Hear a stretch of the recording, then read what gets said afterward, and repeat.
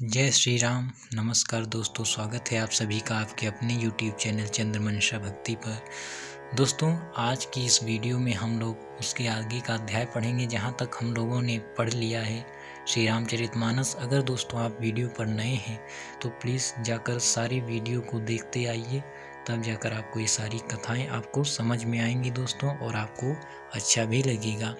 तो चलिए दोस्तों, शुरुआत करते हैं आज का अध्याय। तो दोस्तों, हम लोगों ने इस दोहे तक पढ़ा है जब भगवान ने मनु और शत्रुपा को दर्शन दिए। कैसा उनका रूप है, नीले कमल के समान इतने सुंदर हैं भगवान। शरीर देखकर, उनकी शोभा देखकर करोड़ों कामदेव भी लजा जाते हैं दोस्तों। ऐसी श्री हरि की शोभा है दोस्तों। तो अब आगे देखिए क्या लिखा है। शरद मयंक बदन छवि सीवा, चारु कपोल चिबुक दस ग्रीवा, अधर अरुण रद सुंदर नासा, विधुकर निकर विनिंदक हासा। उनका मुख शरद पूर्णिमा के चंद्रमा के समान छवि की सीमा स्वरूप था। गाल और ठोड़ी बहुत सुंदर थे। गला शंख के समान त्रिरेखा युक्त चढ़ाव उतार वाला था। लाल होंठ, दांत और नाक अत्यंत सुंदर थे। हंसी चंद्रमा की किरणावली को नीचा दिखाने वाली थी। दोस्तों, बहुत ही सुंदर भगवान का स्वरूप है। उनका मुख बिल्कुल शरद के पूर्णिमा के समान है, सीमा स्वरूप था। उसकी जो छवि है बहुत ही, गाल और ठोड़ी बहुत ही सुंदर हैं। सारी सुंदरता का उनकी वर्णन किया गया है जिसकी कोई तुलना ही नहीं की जा सकती। नौ अम्बुज अम्बक छबिनी की, चितवनी ललित भावती जी की, भ्रगुटी मनोज चाप छबिहारी, तिलक ललाट पटल दुतिकारी। नेत्रों की छवि नए खिले हुए कमल के समान बड़ी सुंदर थी। मनोहर चितवन जी को बहुत प्यारी लगती थी। टेढ़ी भौहें कामदेव के धनुष की शोभा को हरने वाली थीं। ललाट पर प्रकाशमय तिलक था। दोस्तों, बहुत ही सुंदर भगवान का रूप है। कामदेव भी लजा जाएं ऐसा रूप काफ़ी ही बहुत ही सुंदर है दोस्तों। कुंडल मकर मुकुट सिर भ्राजा, कुटिल की सजनु मधुप समाजा, उर्वशी वत्स रुचिर बन माला, पदिक हार भूषण मणि जाला। कानों में मकराकृत मछली के आकार के कुंडल और सिर पर मुकुट सुशोभित था। टेढ़े घुंघराले काले बाल ऐसे सघन थे मानो भंवरों के झुंड हों। हृदय पर श्रीवत्स सुंदर वनमाला, रत्न जटित हार और मणियों के आभूषण सुशोभित थे। दोस्तों, बहुत ही सुंदर छवि, कुंडल और सिर पर मुकुट सुशोभित है। घुंघराले बाल हैं भगवान के, और हृदय पर श्रीवत्स सुंदर वनमाला भी है। रत्न जटित हार और मणियों के आभूषण भी शोभायमान है। कि हरि कंधर चारु जनेऊ, बाहु विभूषण सुंदर तेऊ, करि बर सरिस सुभग भुज दंडा, करि निशंग कर सर को दंडा। सिंह की सी गर्दन थी, सुंदर जनेऊ था। भुजाओं में जो गहने थे वे भी सुंदर थे। हाथी की सूंड के समान उतार चढ़ाव वाले सुंदर भुजदंड थे। कमर में तरकस और हाथ में बाण और धनुष शोभा पा रहे थे। सिंह के समान दोस्तों भगवान की गर्दन है। सुंदर जनेऊ है, भुजाओं में गहने हैं। सुंदरता, पूरी सुंदरता ही सुंदरता है। तरकस भी है, धनुष बाण सब कुछ भगवान लिए शोभायमान हो रहे हैं।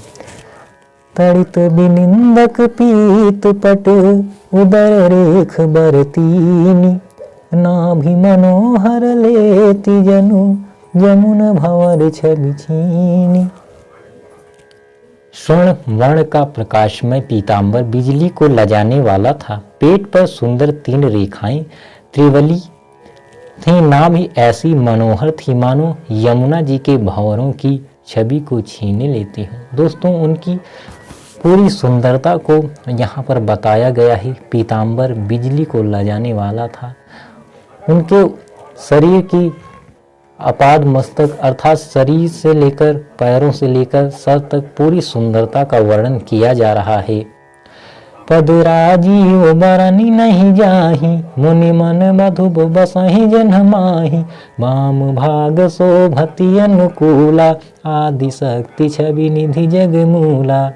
जिनमें मुनियों के समरूपी भंवरे बसते हैं।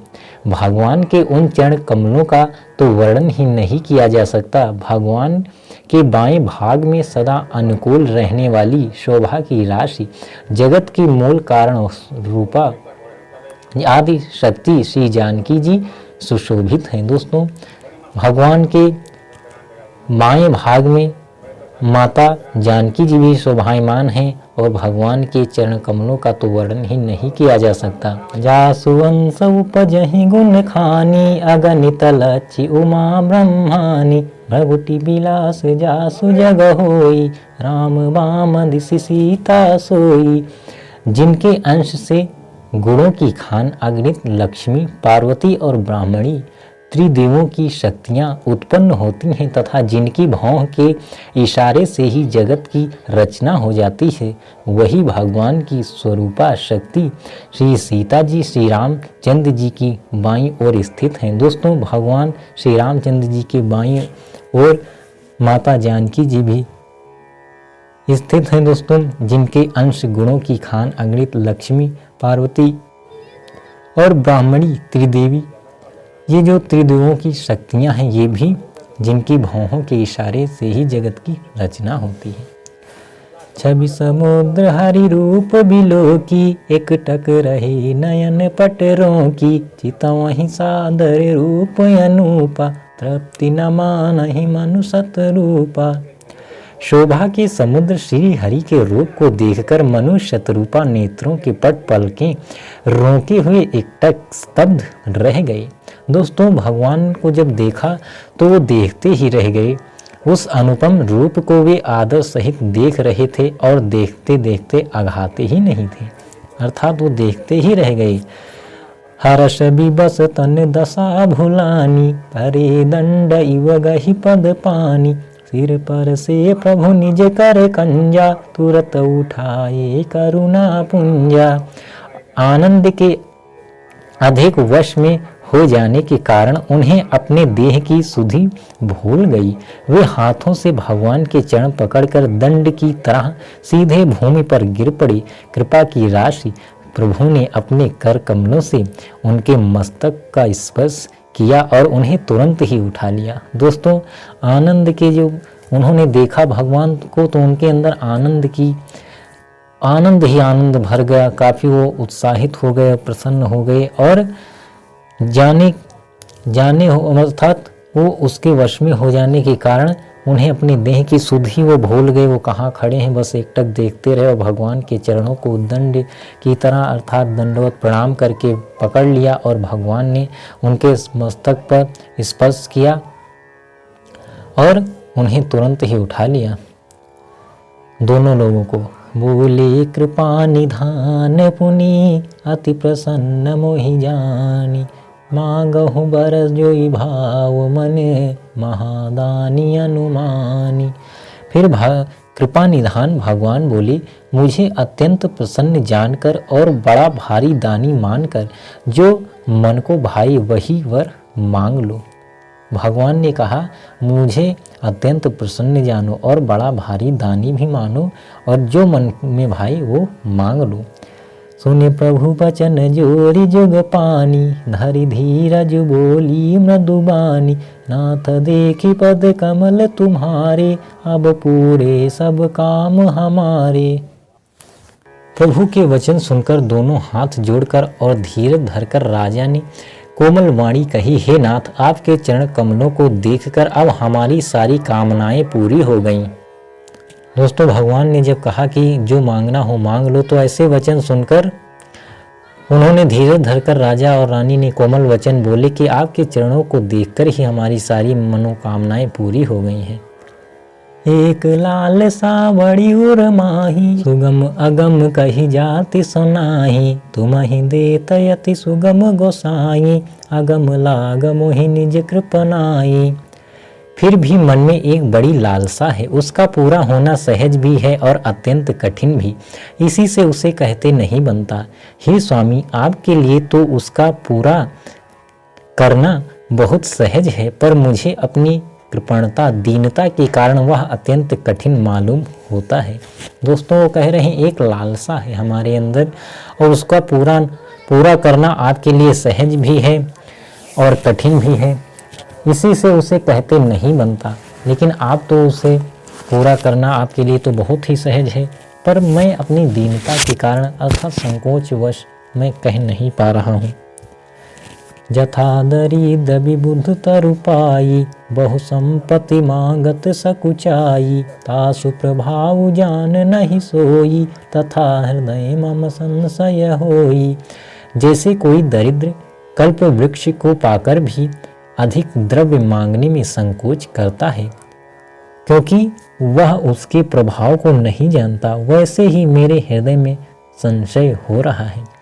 दोस्तों, वो कह रहे हैं जैसे कोई दरिद्र अगर कल्प वृक्ष को भी पा जाए फिर भी वो अधिक द्रव्य मांगने में संकोच करता है, उसी तरह मैंने आप जैसे वो कहना यही चाह रहे हैं कि आप एक कल्प वृक्ष के समान हैं और आपको मैं पा गया हूँ, आपके दर्शन मुझे हो गए हैं, तो और कुछ मांगना मेरे हृदय में संशय हो रहा है, ये वो कह रहे हैं। सो तुम जानहु अंतर जामी, पुरवहु मोर मनोरथ स्वामी, सकुच बिहाय मागु न पमोहि, मोरे नहीं अदेय कछु तोहि। हे स्वामी, आप अंतर्यामी हैं, इसलिए उसे जानते ही हैं, मेरा वह मनोरथ पूरा कीजिए। भगवान ने कहा, हे राजन, संकोच छोड़कर मुझसे मांगो, तुम्हें ना दे सकूं ऐसा मेरे पास कुछ भी नहीं है। दोस्तों, भगवान ने कहा कि तुम्हें जो मांगना है वो मांगो, हम ऐसा कोई भी वस्तु नहीं है त्रिलोक में जो हम तुम्हें ना दे सकें। और वो कह रहे हैं, अर्थात मनु जी और शत्रुपा जी ये कह रहे हैं कि आप अंतर्यामी हैं, इसलिए जो मेरे अंदर है वो तो आप जानते ही होंगे और आप मेरा मनोरथ पूरा कीजिए। तो भगवान कह रहे हैं जो मांगना हो वो मांग लो। दानि सिरो मनि कृपा निधि, नाथ कहूँ सति भाव, चाहो तुम ही समान सुत, प्रभु सन कवन दुराव। राजा ने कहा, हे दानियों के शिरोमणि, हे कृपा निधान, हे नाथ, मैं अपने मन का सच्चा भाव कहता हूँ कि मैं आपके समान पुत्र चाहता हूँ, प्रभु से भला क्या छिपाना। दोस्तों, राजा ने कह दिया कि हे दानियों के शिरोमणि, हे कृपा निधान, हे नाथ, मैं जो मेरे मन का जो भाव है, जो विचार है, जो मैं चाहता हूँ वो मैं आपसे कह रहा हूँ कि मैं आपके समान पुत्र चाहता हूँ, भला क्या छिपाना आपसे, आप तो सब कुछ जानते ही हैं। तो दोस्तों देखिए, मनु जी ने और शत्रुपा ने भगवान से अपने मन की इच्छा को प्रकट किया है और भगवान अब इसके लिए एवमस्तु तो कहेंगे ही दोस्तों, क्योंकि उनके पास तो देने के लिए ऐसा कुछ है ही नहीं जो दे ना सकें, वो तो सब कुछ दे सकते हैं। तो दोस्तों, आज के इस अध्याय में बस यहीं तक। अब आगे भगवान क्या कहेंगे और क्या होगा, इसके आगे की कथा हम लोग अगले अध्याय में पढ़ेंगे। तब तक के लिए जय श्री राम, नमस्कार।